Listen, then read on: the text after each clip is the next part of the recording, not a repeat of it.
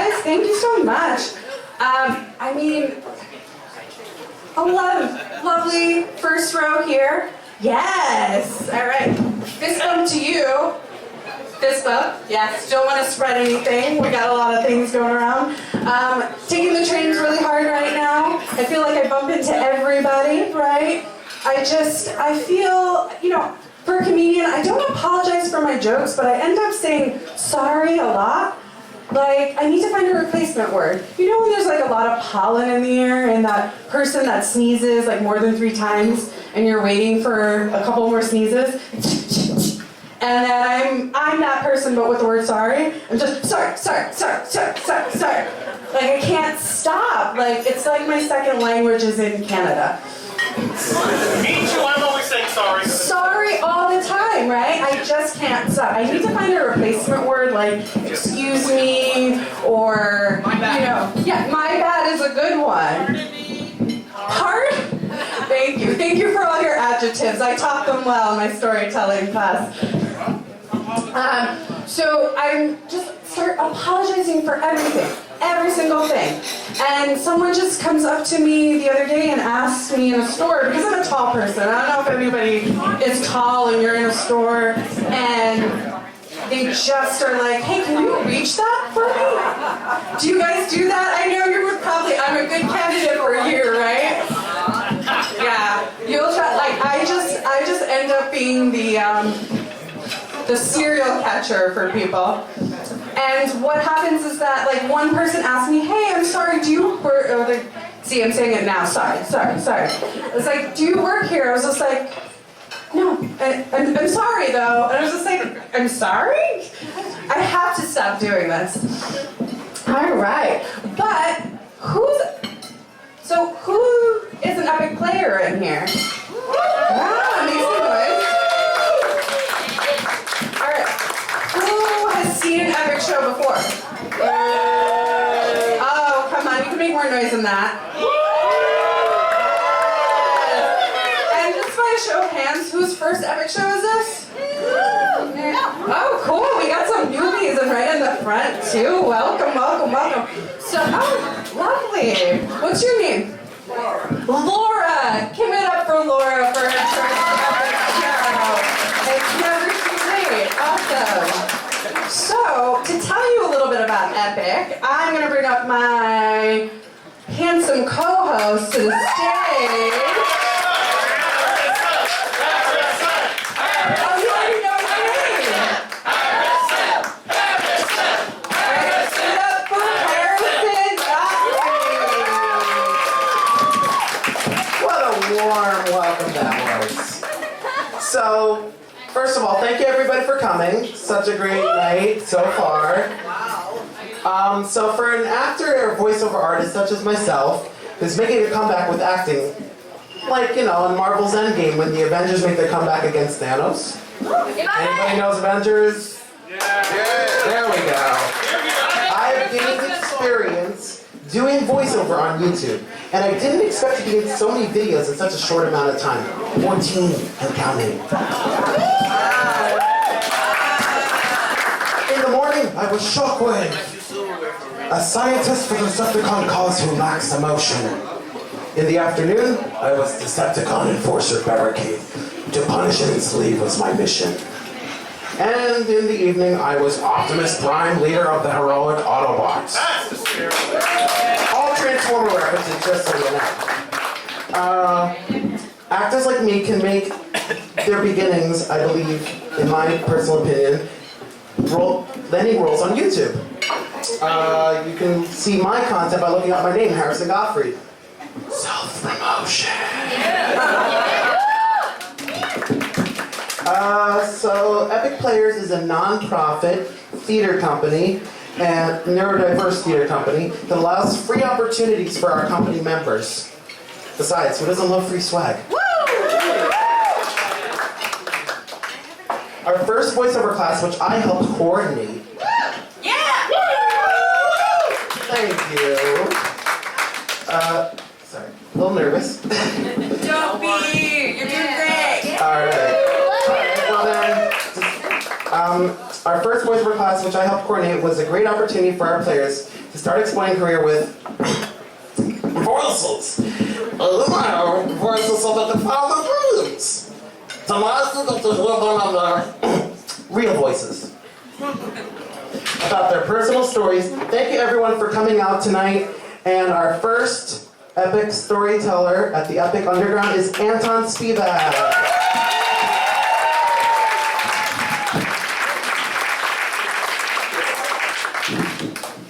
Now, how many of you know how to calculate a standard deviation? Oh, wait, I do. Oh, you do? I do. You do? Yeah, sort of. Pretty, like, wait, do I have to do it right now? No, you don't. Okay. Well, I know because I have a mathematics background, though it hasn't helped me much. Growing up, I was more into math than theater, so in college I originally planned to major in mathematics, but chose theater instead because, believe it or not, there weren't enough math courses. So I decided that once I got my theater BA, I would go to CUNY and take enough courses for a second BA in math. 19.5 years, I started kindergarten just before my 5th birthday and skipped my last 2 years of high school, plus BA, plus plans for a second, equals plenty of hope.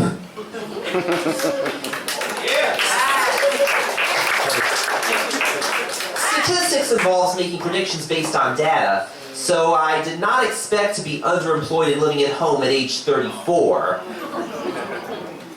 Perhaps it's because there's a bad job market, or there isn't a lot of work for theater majors, or perhaps it's being on the autism spectrum. Whatever the reason, I miscalculated how my life would turn out. For a normal person, 34 years plus 2 college degrees equals a place of your own, plus a career, plus a love life. For me, 34 years plus 2 years plus autism spectrum disorder equals living at home, plus odd jobs, plus the occasional one-night stand. When I got my theater BA, I got parts in student films and a few minor stage gigs. These performances did not pay, and a lot of them were by writer, director, producer, stars whose ego outweighed their talent. At one such play, a show about corruption in Sierra Leone, the director, producer, writer said he would pay us at auditions. Then, after we did the show, he said he didn't have enough to pay us and gave us only a certificate of recognition. It was then I decided I needed to get into actors' equity. Because if I had to work for self-indulgent hacks, at least I should get paid for it. Only paid stage gigs didn't come right away. 10 years as an actor plus minor roles minus pay equals not much of a career. And I hadn't had much success with day jobs either. Working for commission minus commission equals my resume. I wasn't too successful in terms of dating either. I had my first date at 26 with a woman in my autism support group named Erin. We hit it off right away, and then we had a date, which led to a second date, which led to a third date, and pretty soon we were boyfriend and girlfriend. When I first met her, she was pregnant with twins by her second ex-husband. And once she gave birth, she was too busy for dating, so we split. It was amicable, if not disappointing. We had a good 6 months together, with no major disagreements between us. However, I haven't been able to find a girlfriend since then. One girlfriend plus getting turned down by the others equals my love life. So when I was almost 31, I had been working with a job placement program for over a year, and I still hadn't found much except for a few odd jobs, which were no thanks to them. And the last day I had me go out to Great Neck so we could go to outlet malls. Only when I got there, the outlets were closed, so we just spent most of our day driving around before deciding there wasn't enough chemistry between us. 30.5 years, plus no jobs coming in, plus no dates leading to second dates equals anxiety attack. It was a rough time in my life. I couldn't stop thinking about death and the end of the world. My grandmother says that depression is like being in a hole. It's easier to stay out than it is to get out once you fall in. For months afterwards, she kept asking if I was staying out of the hole, and I really don't like when people talk in expressions. It seems lazy. Still, staying out of the hole was easier said than done.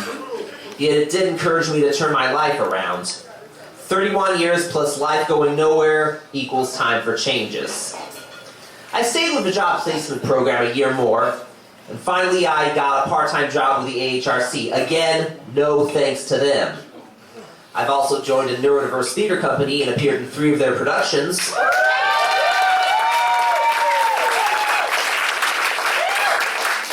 With a 4th coming up later in the year and having my own play staged after that.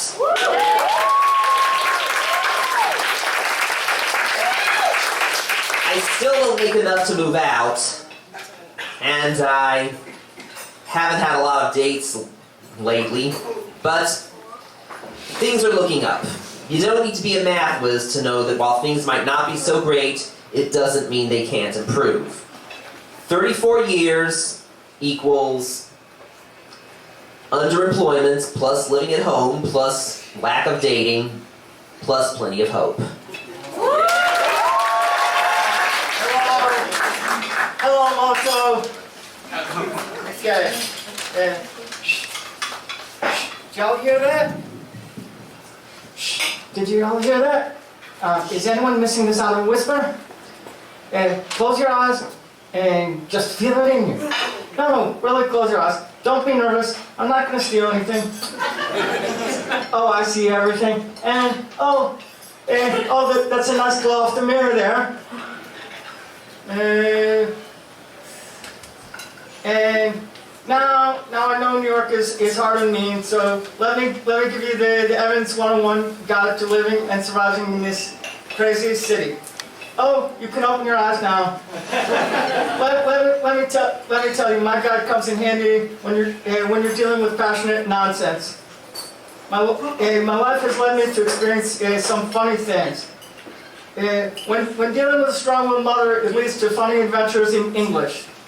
Does anyone else have a mother that loves you maybe too much? Oh yeah, isn't that what mother is?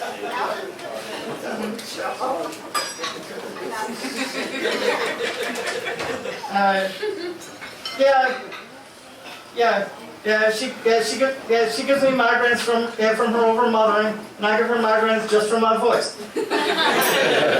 So it is a comedy of errors, yet we love each other too. Do y'all remember the Sprint commercial? Can you hear me now? Yeah. Okay. I was living the real life version of this.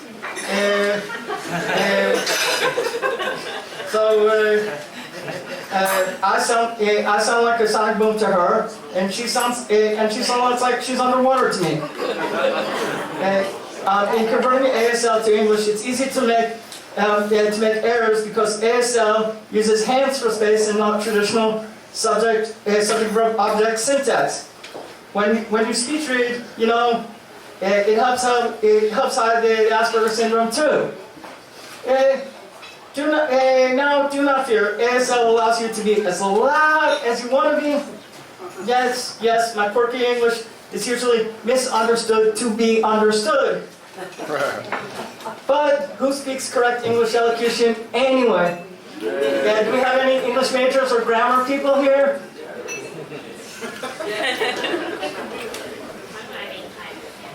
Does anyone ever really listen to a differently abled person's needs? Or is it just about the paper and being PC? Am I right? Well, what we really need to do is to listen to each other and every individual's needs, but we can dare to dream, and we all need to love one another, right? Am I right or am I right? Good evening. My name is Ben Rosloff, and though I am here now with all of you, I want to tell you where I will be in a not too distant future. For my future dream job, I will become a filmmaker. Within the film industry, I will produce, direct, act, and include my own hand-drawn animation while telling great stories. If I can accomplish all this, it will make me one of the most famous celebrities ever in history. Why do I want to become a celebrity storyteller? Well, when I was a child, I loved watching animated Disney films on VHS like Beauty and the Beast, Pinocchio, and 101 Dalmatians. I also enjoyed the live-action films like 20th Century Fox's Home Alone and Home Alone 2 Lost in New York. I loved movies so much that I visited a TV studio at my middle school when I was 11 years old, and I got interested in taking a class there. It won't be easy to achieve these goals, but here's my master plan. To accomplish this goal, I will earn more money at my current job at Mislunsky & Partners as a production assistant. I will also help to create my ideas by writing them down and developing them with scripts. For hand-drawn animations, I'm going to go to a school where I can learn to become an animator, though I have learned a lot of my own. For instance, I first used Premiere Pro when I was interning at Mayor's Office for People with Disabilities. I used to edit my projects using Final Cut Pro, but now I work on Premiere Pro. Not too shabby. To become a great filmmaker, I need to keep developing my skills and learning new technology. Now, I'm going to tell you the first two feature films that I will work on. My first feature film will be based on a true story about child actress Judith Barcy, who became a Hollywood star, which had been her mother's dream. Unfortunately, her father abused his own family in jealousy. I wanted to do this film because I grew up watching her films, and the tragedy of the story really affected me. I was upset when I realized that she was murdered by her father along with her mother, just as her career was becoming very successful. I feel very sorry for Judith and angry at her father for torturing and murdering his own family. I was 19 years old when I read the story about Judith Barcy's life. She was 10. My second project is also based on a true story, which is about an Austrian photographer, Ingo Morath, and an American playwright, Arthur Miller, who were in love with each other, got married, and had a family of their own.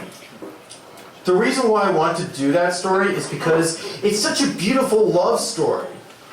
I learned about Arthur Miller in high school while reading his works. I became interested in the author and his third and final wife. Arthur Miller had 4 children, including his son Daniel. His son had Down syndrome. For most of his life, Arthur didn't visit his son, but his wife Inga did. I wonder if creativity was their way of dealing with their problems in life. In order to complete these projects, I will do a lot of research and write down more notes in order to make sure that I'm telling the story correctly. I don't want my films to end up in the same terrible position like when a filmmaker, Tony Wiesel, did The Room in 2003. The story and the script for his own film didn't make any sense at all, according to one of the filmmakers who worked on the actual film from the book, The Disaster Artist by Greg Sestero. Sestero, sorry. Many people in the business believe this was the worst movie ever made.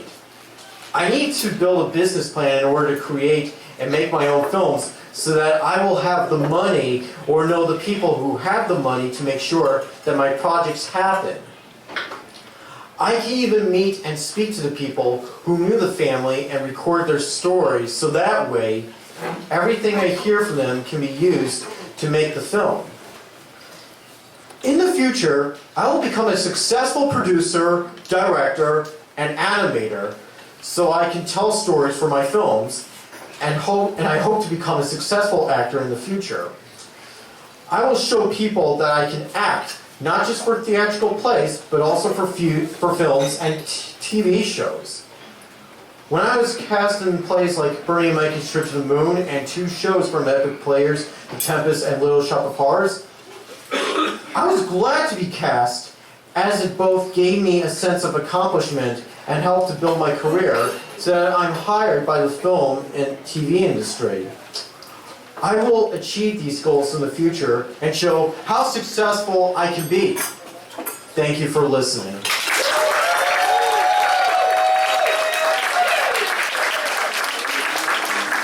I want to thank you all for coming. I actually am not an Epic player. I am a new friend of Aubrey's. We met here. Give it up for Aubrey. Can we get it?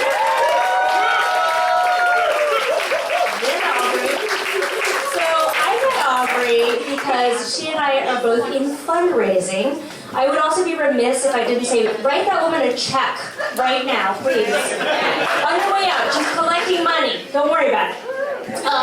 But I'm a fundraiser, and this has worked well in New York because my fan base are older Jewish people, and I remind them of their daughters-in-law. I like the laughter there. So, it has actually been a while since I've had sex. And that has totally bummed my husband out.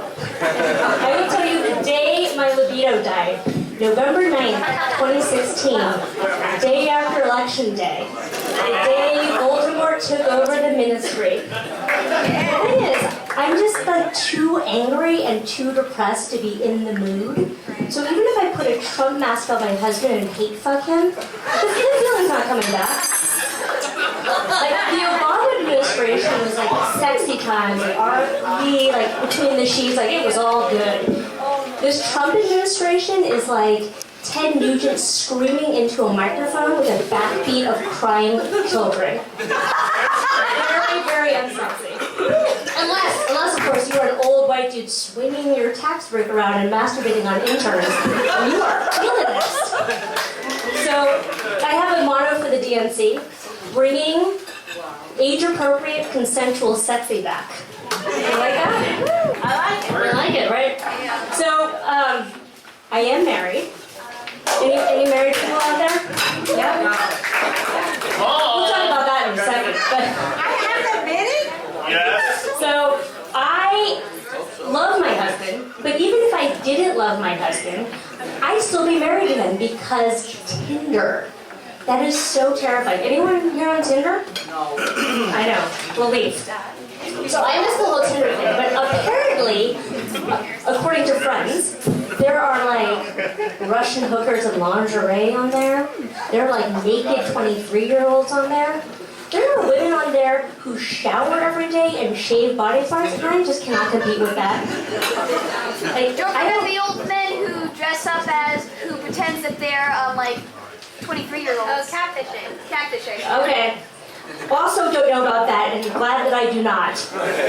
But I don't dress fancy either. My look is more bargain basement Korean boy band. So my husband and I will be married forever until one of us dies.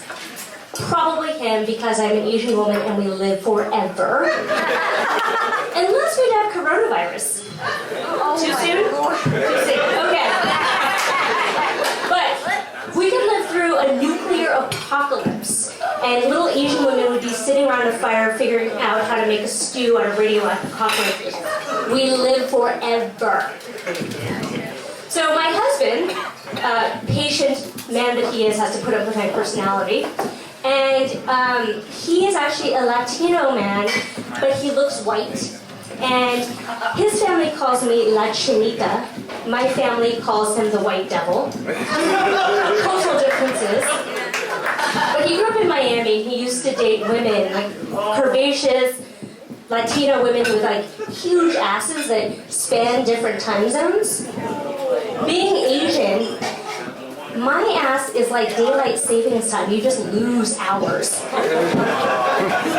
The other day, I tried on a pair of tight jeans to make it look like I had a little junk in the trunk. And things were happening for me. I turn around and I have camel toe, which is cool because I like to lead with my best foot forward. If you don't know what camel toe is, ask the younger kids. Okay. So speaking of being married, I actually get on really well with my mother-in-law. The only downside is that every time she comes to town, she tries to replace my birth control pills with Peds. But my husband and I don't actually have children because we decided to be happy instead. And I have lots of little nieces and nephews all around the country. I love them to death, but kids can be real assholes. Am I right? Oh, yes. Yeah. Absolutely. Like they're sweet little cupcakes baked by Satan.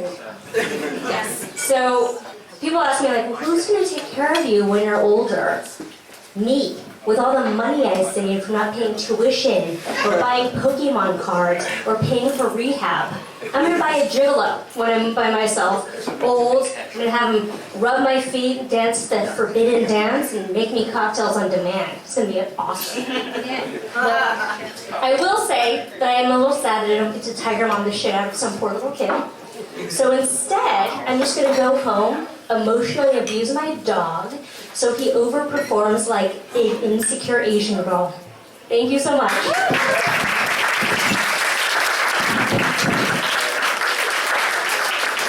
Let's give it up for our guest comedian, Maria. So, okay, story time again. You know that show, My Little Pony? Nope. Hell yeah! Thank you. Whoever said that. There is a huge community and fandom that started growing in 2012. These people are known as bronies. How do I know this? I am a brony. Deal with it, people. Are you a fan? Yes. If you are, which you said yes, you would be a Pegasister. Now, what is it about My Little Pony that makes it so interesting to me? No, it's not the colorful talking horses, although it's pretty magical. Okay, no laughs. That's not the only draw of the show for me. In each episode, the main character, Twilight Sparkle, writes to her mentor, Princess Celestia, about what she's learned about friendship. This version of My Little Pony is known as My Little Pony Friendship is Magic. The whole point of the show is learning how to connect, resolve conflicts, and communicate with friends. It's how to make your friendship stronger, let love and tolerance into your heart, and understanding of others' feelings, wants, and needs. It's one of my epic communities before I joined Epic Players. Since joining, I have made so many friends in that group, and for that I'm forever grateful. And after all, as the ponies say, friendship is magic. And then,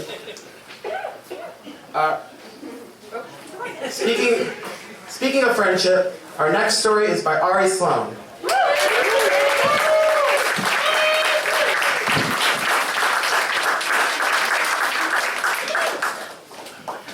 Hanging with my friends makes me happy. I like to go to the movies, dinner, lunch, and watch TV with them, especially one of my best friends, Samantha. I really love hanging out with her because she is a pleasure to be around. I also love being an epic with her and all of our other friends. When all of us go to dinner, we go to Mexican, Italian, American, and Japanese food. What can I say? We like food. I like hanging out with my friends because we have the same interests. We go to the movies to see musical, comedy, and musical comedies. We also watch sitcoms such as Full House, Victorious, and Surprise, Friends. There's one episode of Friends that I can relate to. The episode where they sit down for Thanksgiving. In my favorite episode, Joey gets his head stuck in a turkey. I never got my head stuck in a turkey, but I do love food. My two closest friends are Ben and Samantha. When we're having a meal together, we sometimes talk about the theater company that we want to open up for kids. I work at different places like PX60, Backday Daycare, and Hudson Gill. Working with kids makes me happy. Okay, and opening a theater company will give me the opportunity to work with them. But Ben, Samantha, and I have also worked together to create a spin-off of Little Shop of Horrors. It was a lot of fun working with them because we got to create new characters and play with the idea of a new ending. We were curious to see what it would be like if Seymour and Audrey had kids of their own 20 years later. I like musicals and I always wanted to write one. When I was working on the spin-off of Little Shop of Horrors with my friends, I felt happy. I will definitely work on another musical with them. The reason why Ben Hill and Samantha and I work so well together is because we have fun. And having fun is the most important part of friendship. Thank you. But that was my drama. And I guess you could say it's a horror film too. Sometimes my life plays as a thriller. Never know if I'm getting the part or get paid or made the cut. I might get in trouble in school or home. Oh my God, this is terrifying. Oh God, I live my life beyond the edge.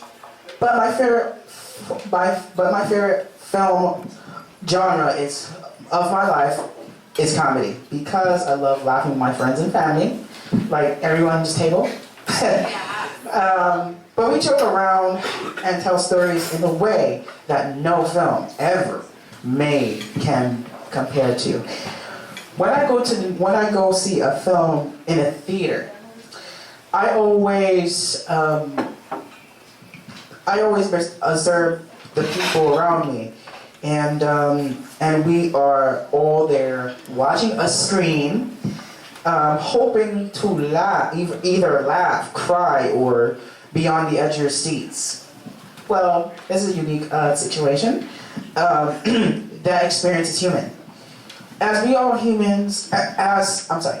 We as humans all experience every kind of, my paper is kind of messed up, sorry, of emotion, fear, scared, terrified, happiness, sadness, and hope. For me, being a human is taking all these emotions and expressing them. Wow, that's a unique story right there.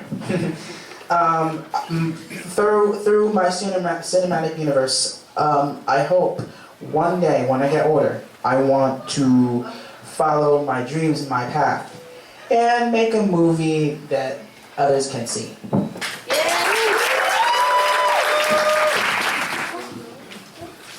My name is Catherine. I'm 27 years old. I love going to my day program. Every morning the van comes to pick me up at 7:45 a.m.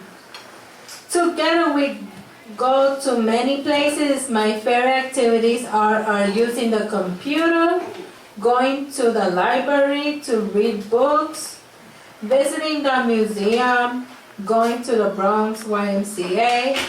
That's where I like to exercise in the weight room or do laps around the gym.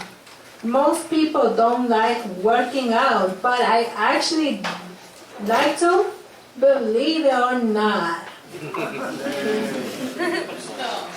We also volunteer at Bread and Life.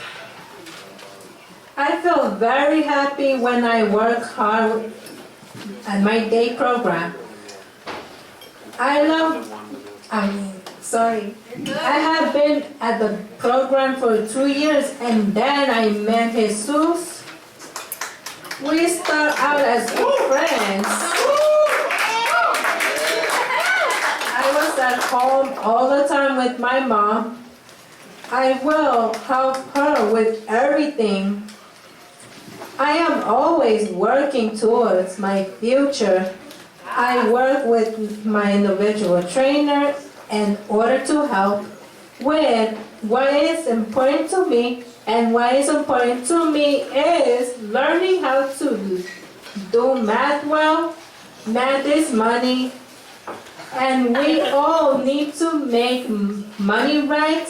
I want to learn how to handle money because knowing how to count and manage money.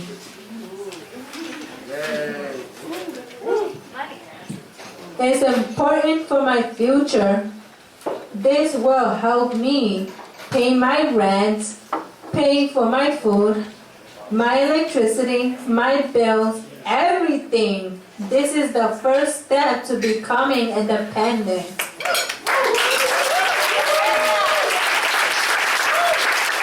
And then I will be able to start to live by myself when I get my own apartment, traveling and commuting by myself, then getting job, and eventually I will like to get married. And I have been at the program for 2 years, and then I met Jesus. We start out as good friends. He introduced me to the Epic players, and then my life changed so much because of Epic. I was accepted for the play Midsummer, and it worked so well, and I'm so happy.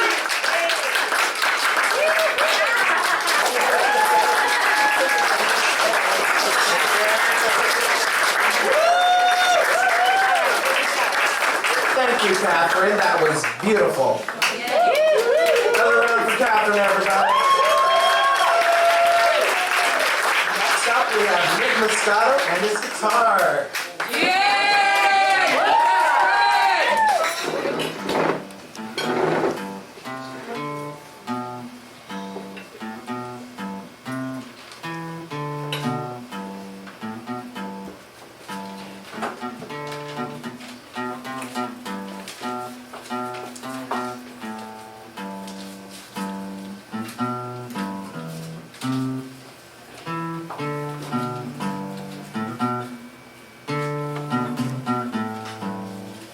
That was your permission, so I'm Bob Marley. So anyway, let's get to the talking. So anyways, I am a 25-year-old man who loves movies, reading, Broadway shows, television, hanging out with friends, going to the beach, and my main passion is, fill in the blank, music. Sounds interesting enough? Well, fasten your seatbelts because I'm going to be here for another 5 minutes, so get used to it. I think it started out when my mom and dad used to put me down for a nap when I was a baby and would play me a Beatles lullaby tape. That's probably the reason why my favorite band of all time just happens to be them. In fact, I think I recall my first words being Let It Be. Just joking. I think it was really I get high with a little help from my friends. Whenever my parents would put me in my car seat, I would ask them to put on Frank Sinatra, Led Zeppelin, the Beatles, and other classic artists. Since then, I've always had a thing for music. I especially love rock, Motown, soul, jazz, and big band and swing. I respect classic rap and country too. I also have a passion for concerts. I remember my first concert was 2001. It was Aerosmith in New Jersey at the PNC Bank Art Center. And since then, I have not stopped going to concerts since. I really think I got my love of music from, once again, my parents and my sister before I was born, because my mom would go to a lot of concerts even when I was still just hanging out in the womb. Not trying to get too, technical. Which I primarily believe is the reason I developed my true passion for performing. I love to sing, act, play this, bass, and ukulele. In fact, I've chosen to devote my life to it. At home I have a turntable, which is, for those of you who don't know, is a device that plays vinyl records. About a few years ago, I dug up a lot of the old ones that belonged to my mom. Most of them seem to work pretty well. Once in a while, I'll play a record and listen to the whole thing through. I purchased some vinyl records from a place called Creative Corner. Vinyl records have made a comeback in the last 2 years because they're cool. Back in the day, they were one of the few or only ways to listen to music. Nowadays, while people are trying to figure out how to use their turntable, they're asking Alexa or Siri how they work. You can actually find them wherever CDs are sold. I received some vinyl records for Christmas in the past. A couple of the ones I own were also given to me by my friend's dad. I just love the sound of the needle going onto the vinyl record and hearing that bone-chilling sound right before the music starts playing. For the past 5 years, I've been going to this place right by my house called Creative Corner, mentioned earlier, From the minute I set foot in there for the very first time, I saw they offered free music lessons. So I decided to start taking guitar lessons. I still do this very day, however, I don't always bring my guitar. Recently, I've been taking my bass there. I just started playing it a few months ago, ever since I got it last Christmas. Every Monday night, they host an open mic night, and recently, I just started hosting it. Most of the time when I host, I draw a pretty big crowd, including my friends, not trying to brag. They're like another family to me, much like Epic. I hope to learn much more from them in the future when it comes to music, although I have many other things that interest me a lot. Music, as well as anything related to entertainment, will always be my passion. I'm so grateful to have epic players in my life, because with them, I'm able to really blossom and take pride in myself, as well as show other my talents. Thank you, everyone.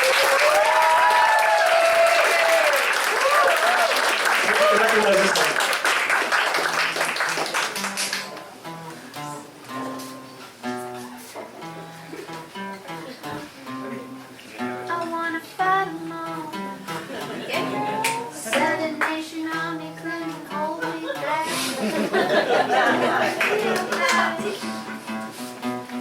Oh my gosh. Yes, I will.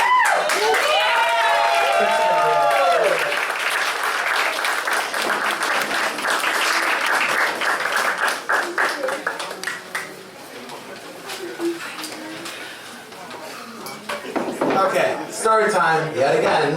So I'm working at Walmart, and yes, Walmart. Save money, live better, basically. It was around Halloween time, and I had asked. I wore some little headband with like tiger ears on it. I was coming back from my break, and this guy comes up to me and says, "I like yours." I'm like, "Thanks." He asked me if I'm Tony the Tiger. I say, no. He then asked me the strangest question I've ever heard. He asked if he could tickle my tummy. True story. Yes, true story. I was freaked out and beyond disturbed. Best part of all this was, my manager saw everything. So, as my dad says, all customers give us pleasure. Some when they arrive and some when they leave. But stay. Order food, order drinks. Don't forget to tip your bartender. And next to the stage, you won't want to let him leave. Give it up for Charles!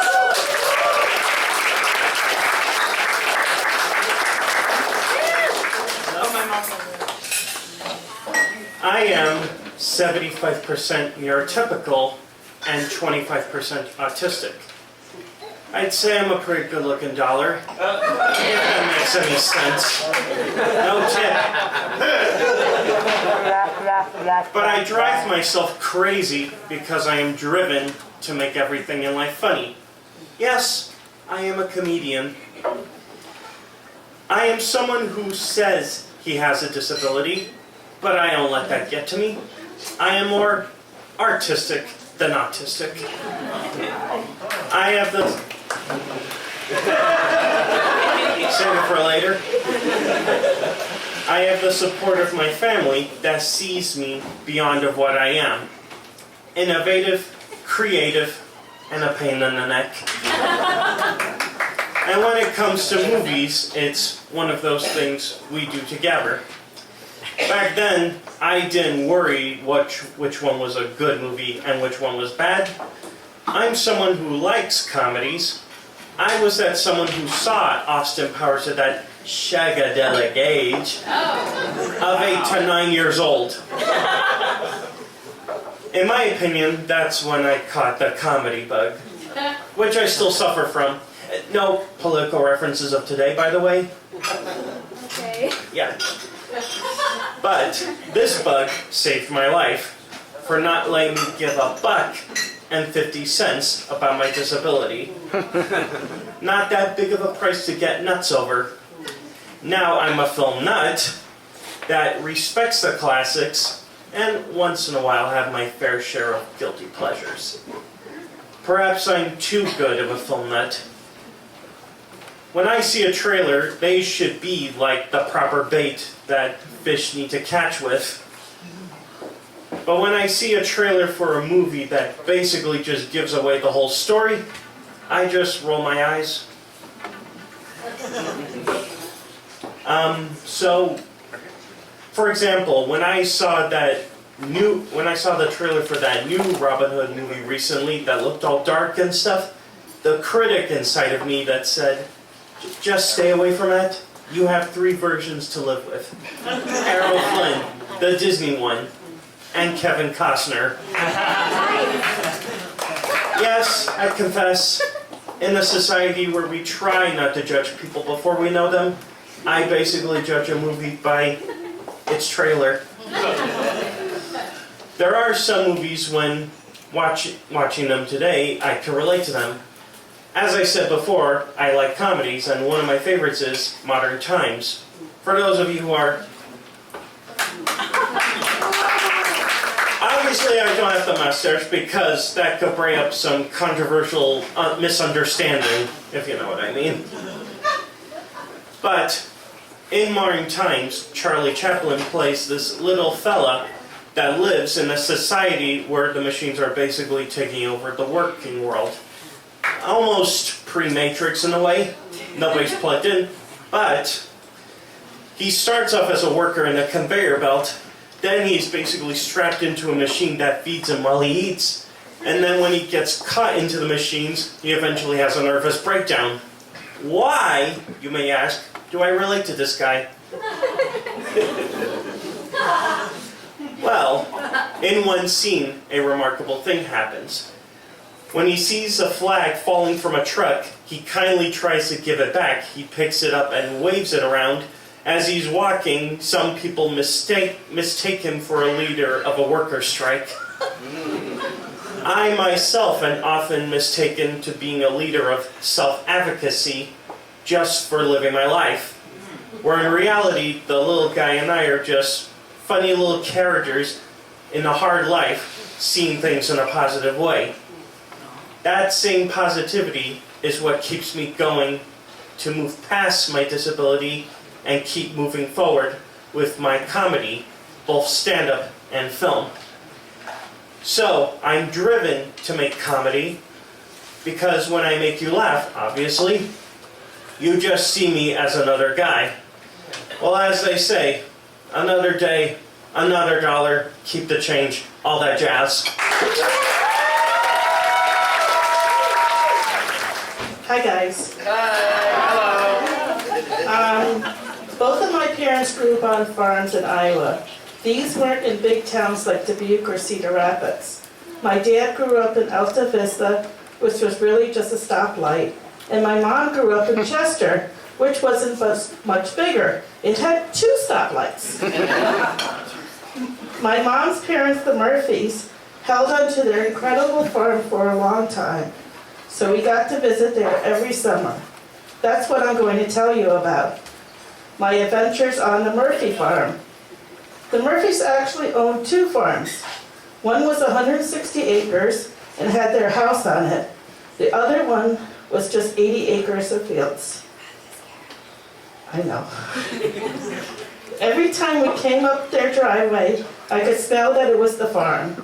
Grandpa had milking cows, tractors, machinery, chickens, pigs, and you could smell all of it. We got out of the car and there was my grandpa and grandma. But before I even hugged them, I would take a breath and just be in the moment. Then we went into the farmhouse. And oh my God, the smells of the inside of the house. Grandma was cooking for us. She did a lot of baking, and since we came in August for my brother Luke's birthday, we had a party every year, and she would make a cake for Luke, and when we tasted it, well, it was Iowa good. What did I do on the farm? Well, on my first day, I would go outside and just look it all over. Make sure it was all still there. Once my tour was over, it was time to get to work, which is pretty much what you do a lot when you live on a farm. The day started early when the rest of us were just getting up. Grandma was already downstairs getting breakfast on the table, and Grandpa was already milking the cows. We had cereal with milk so fresh, it was sometimes warm and had chunks of cream in it. After Grandpa tinkered with his tractors, we would all go to the fields. We helped my grandpa pick up rocks, which is what I have to do before you plant corn or soybeans or hay. Late in the summer when the hay had grown, Grandpa taught me how to help with the haying, which is when you cut the hay down and wrap it in big bundles called bales. Grandpa would say, "Well, Carol, I have my hay baler with me. Let's do some haying." He hooked up the hay baler to his tractor. It was an antique baler from a very long time ago, but it still worked. It scooped the hay up and tied it into bales. Later, when my grandpa was driving, I walked behind the baler, and when the hay came out in a big square, I would pick it up with all my might of a grown-up Carol and put him on the wagon.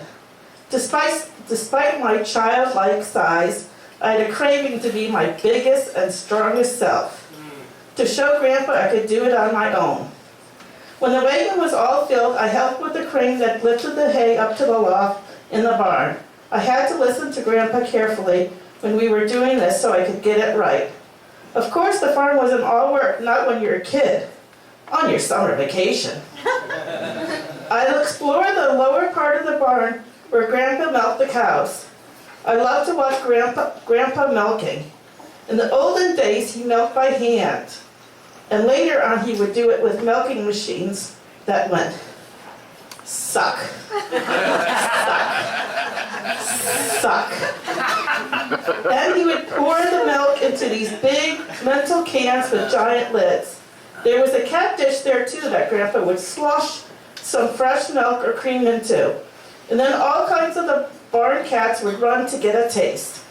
The milk hauler would come and pick up the fall cans. They were so heavy the milk hauler would have to swing the can with both hands and his knee to get up in the truck. But that was the way my grandpa and grandma made their living. That was their weekly paycheck. After checking out the cows, I climbed up above the barn where there was a big loft filled with hay and straw bales. Sometimes we kids would climb around in there and slide down the hay bales like a slide. Whee! Like on the playground. Sometimes they would stop and smell the air, which was so clean that I just wanted to stay there. After Grandpa Murphy passed away, a tornado took down the farmhouse where Grandpa was inside. He was in his 90s. When the ambulance drivers pulled him out from under a bookcase, he said, "I'll have that drink now."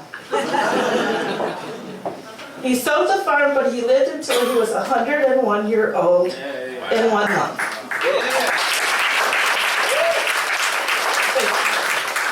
And we would visit him and take him for a drive so he could visit his fields. I still think a lot about that farm and how I could walk to the fields a lot on foot. Just like that movie that was filmed in Iowa, The Field of Dreams. I'm so glad that I had that farm and my Iowa family for 50 years. If you build it, the Murphys will come.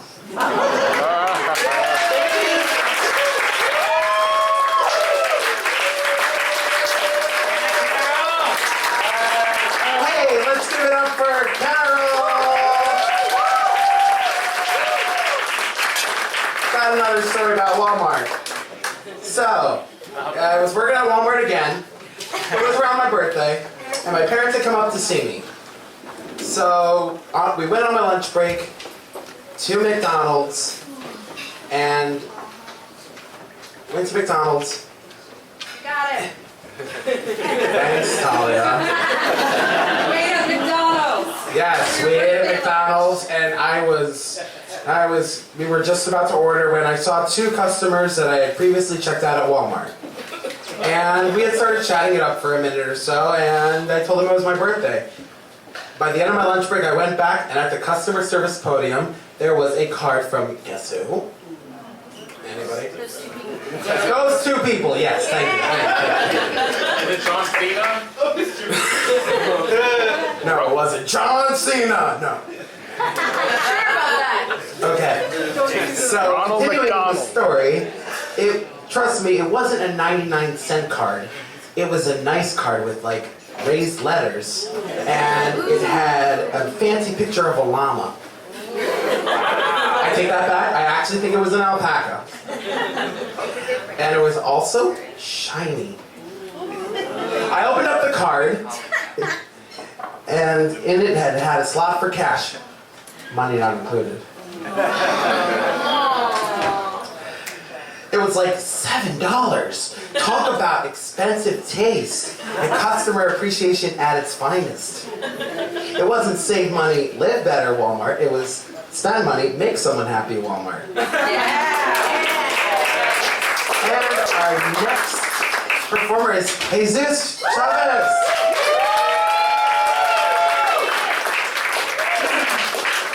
Thank you, Harrison. You're welcome.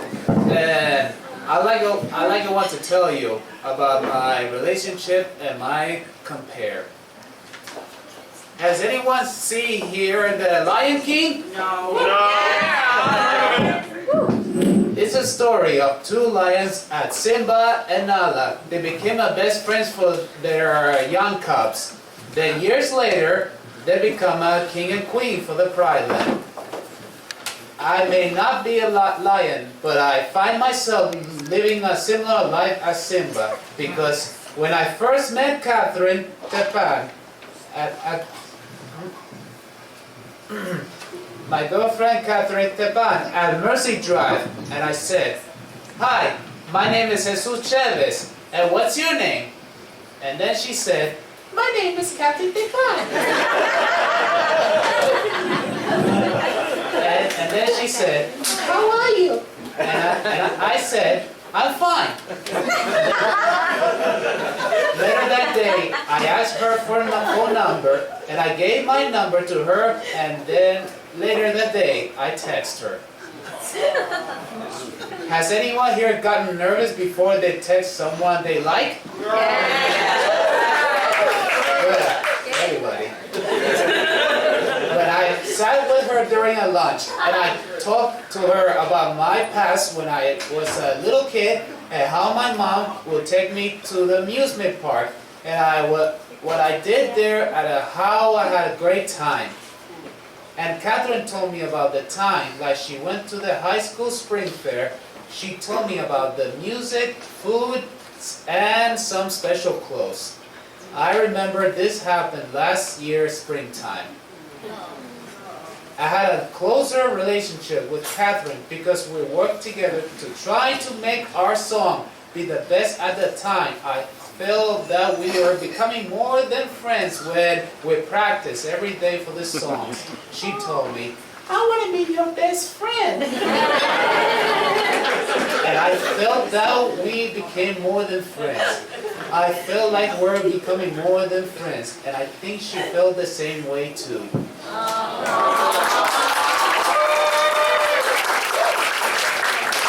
One more thing. Very funny. I pretended to be Simba, and she pretended to be Nala.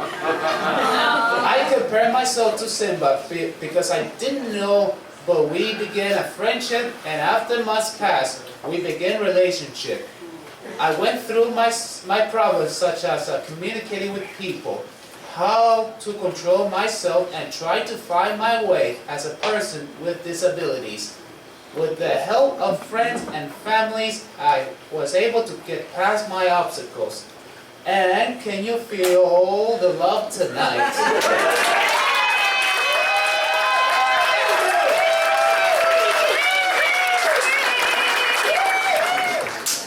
Hello? Hello. Testing, 1, 2, 3. Hey there, everyone.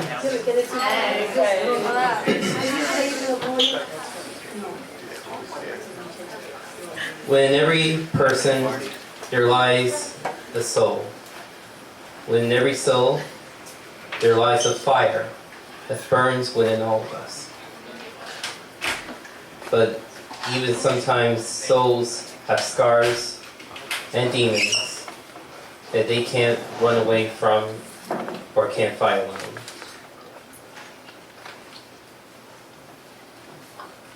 I guess in my life I have always been alone. I always felt alone. I work alone. I eat alone. I sleep alone. And I talk to myself alone. I guess I have always been this way since my mother and my unborn siblings died in January 2002. From that moment on, I tagged myself as the outcast, or the weirdo, or maybe the devil, and many other names that not only myself I call, but other people who don't know me, but all they want to believe is what they say about me is true.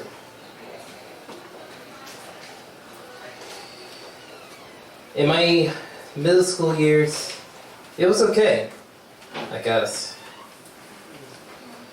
But in my high school years, it was hell for me. Try to fit in, try not to eliminate myself. Try not to say sorry when I wasn't the one who said or did anything wrong. Yeah. I guess in my high school years, people see me as one thing, a person with disability.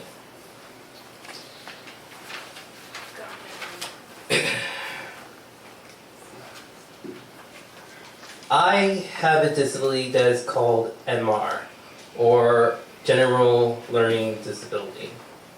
For all of you who want to know or don't know what MR is. I used to treat my disability as a curse or a disease to get rid of. I even sometimes shunned myself from the world, but it wasn't my disability that held me back. It was my own anger and my negative thoughts that held me back through all these years. And we all have anger issues and negative thoughts, right? Yeah. Oh yeah. So yeah, not alone from that. Even these internal enemies and demons who want to destroy me from the inside only want to see me suffer and suffer even more. But not my dad. A long time ago, my dad married my mom, who was Puerto Rican. My dad, he's Italian. Ever since, even in my school years, where things were too confusing or too tough on me, he will always tell me to keep a straight head, and I never listened. My dad is my hero because he shared the same scars and demons that I had to face, and in the end, we won.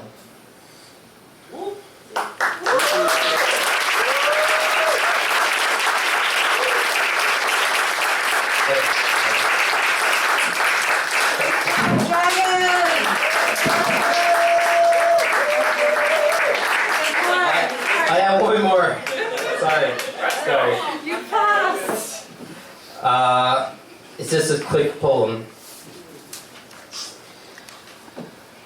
My dad may not have the strength of Superman, but he has the abilities of Batman.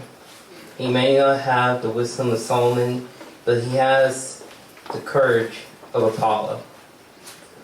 And he may not have the fierce experience of a gunfighter like Jesse James. But he has a heart of a champion, like Lucky. And that's why that makes Bill George Bataille my hero.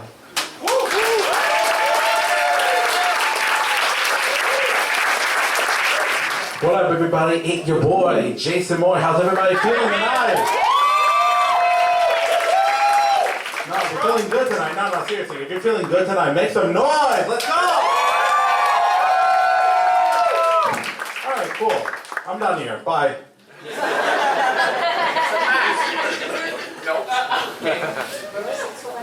Not for real though. Like, no, I feel like really good today. You know, I'm feeling good. Feeling like a fresh pair of kicks that I got from Foot Locker. Shout out to Foot Locker one time. No, by all seriousness. Wow, someone's had a lot tonight. Who's really? No, but seriously, who's in college right now? By a show of hands. Wow, that's a really small crowd. All right, no, but like, you know, I've come a long way, and trust me, college is a tough transaction. One thing for certain is that 1 minute you're pretty much trying to figure out your courses. The next thing you know, you're on the dean's list, and that's for me. I'm trying to figure out that I'm going to graduate this year.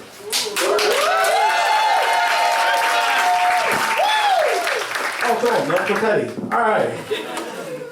Oh, now we do. No, but like, since I'm gonna graduate soon, and I'm pretty much gonna turn into Harpo. That's Oprah spelled backwards, by the way. And tell you what the college is like. Oh, and if you're wondering if you're pretty much gonna party, play with your guitar, sing Kumbaya and all that, half of it is a lie, but not really. So, yeah, college is overwhelming. And I'm not really gonna front with you. Being an Hispanic and Chinese American with a learning disability going to college is a actually easy transaction. Actually, no, wait, it's actually rough. You know what, scientific researchers really thought that theories that stress would pretty much affect their academic performances, but really it pretty much, you know, exceeded their expectations to get higher grades than that. So yeah, that's organic. Chinese, on the other hand, were pretty much cyborgs. All right? We're basically to the point where we can do scientific theories and advanced calculus in our sleep. I will pretty much go into more topics than that, but I'm pretty sure my brain would pretty much snap like a wishbone. So yeah, more confetti. So I'm pretty much, I started around BMCC around 2015 and up until today. I had some good grades here and there, and I'm pretty much in a fine school. I can remember the worst grade I got. I got a C in script writing. Now I know what you're thinking. C is an okay grade. Culturally, in my end, it's a Chinese F. Yeah. And you know, I had to deal with, you know, all the labyrinth of a school, but I had to deal with semesters that are shorter than digesting McDonald's fast food or longer than an MCU marathon. What's the consolation of all this, Jason? Well, I pretty much had to deal with difficulty in executive functioning, a woeful amount of anxiety and emotional breakdowns, a possibly developing sleep insomnia, and a partridge in a pear tree. If you pretty much understand that, congratulations, you pretty much graduated from Mean Studies 101. I would pretty much try to get you anything, but I'm too broke because I spent all my money on Funkos, eating fast food joints, and partying out with the boys. Gotta run the squad somehow. Anyway, now let me take a break for a second. Let me take a break. Like, I would tell you more about it, and someone coming in from the special ed umbrella, I didn't really learn all those advanced, complicated topics because, to be honest, my brain would have splattered all over the place like a Jackson Pollock painting. So, I mean, I had to deal with a lot of stuff, like try to understand pre-cal and, you know, psychology and whatever. But I do get to eat a big slice of humble pie, and it shows. I had to, you know, really be grateful for the tutoring and the Office of Accessibility, which I highly recommend, by the way. But I do want to give a shout out to my parents.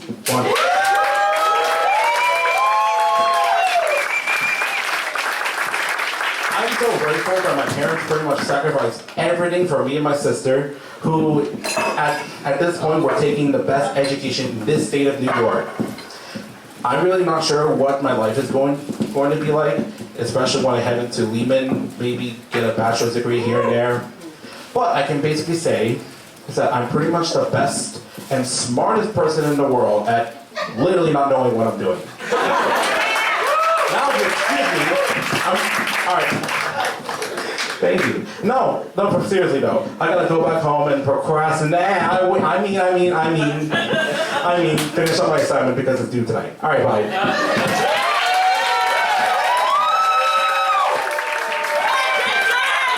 Jason, come back.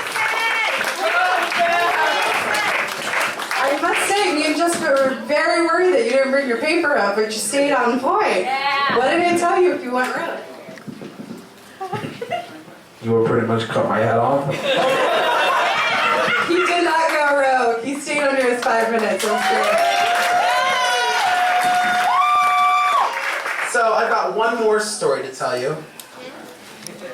So, all you remember Jason saying he's a cyborg? If he's a cyborg, I must be a robot in disguise. Speaking of robots, I'm a huge fan, as I have already mentioned, of Transformers. I have been collecting the toys, collectible action figures, since 2002. When I had my first collection, I came to a point where my mom was like, they gotta go. So she encouraged me to get rid of them. I did not sell them. Honestly, I gave them away, and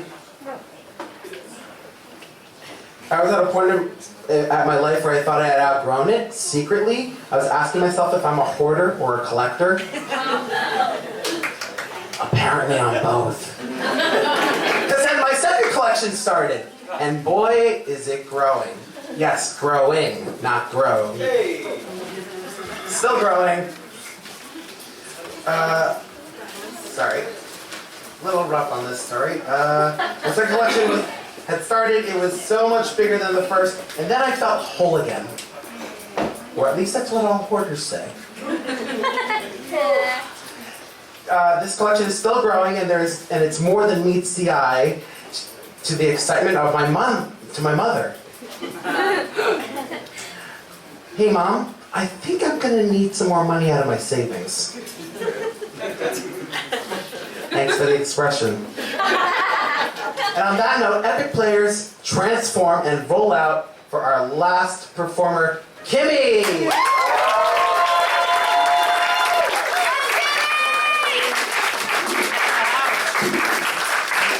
Hello, everybody. Hi, Kimmy. Welcome aboard.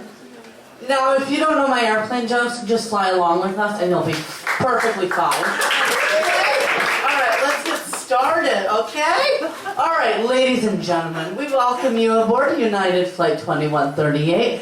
My name is Unbreakable Kimmy Schmidt, and I have the pleasure of us 5 Kim Possibles flying you to Lost Wages. Please take a few moments to think about your gender identity. Feel free to use the water closet that you identify with. We don't discriminate against any other types of people, whether you're straight, circle, square, triangle. It does not matter, bottom line. There are 3 available washrooms that can be used in the front, back, and midsection of this aircraft.